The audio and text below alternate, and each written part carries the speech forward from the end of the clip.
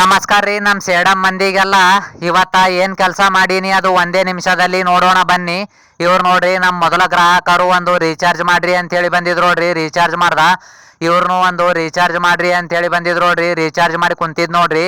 ಈ ಹುಡುಗರು ನೋಡ್ರಿ ಇಲ್ಲೇ ತರ್ನಾಳಿ ಕ್ರಾಸ್ ನಿಂತು ಬಂದಿದ್ರು. ಅಂಕಲ್ ನಿಮ್ಮ ವಿಡಿಯೋಗಳು ನೋಡ್ತಾ ಇರ್ತೀವಿ ಸರಿಯಾಗಿರ್ತಾವಂತಂದ್ರು.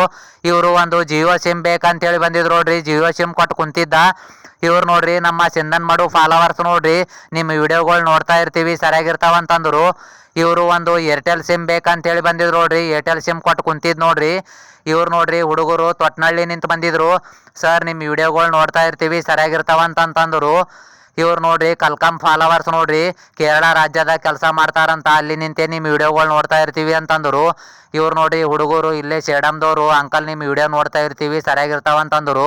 ಭಾಗ್ಯೇಶನಿಗೆ ಏನು ಹಣ ಸಹಾಯ ಮಾಡಿರಿ, ಆತ ಮೈಲಾರಲಿಂಗೇಶ್ವರ ಜಾತ್ರೆಗೆ ಹೋಗ್ಯಾನ. ಮುಂದಿನ ವಾರ ಕೊಡುತ್ತೇನೆ. ನಮಸ್ಕಾರ.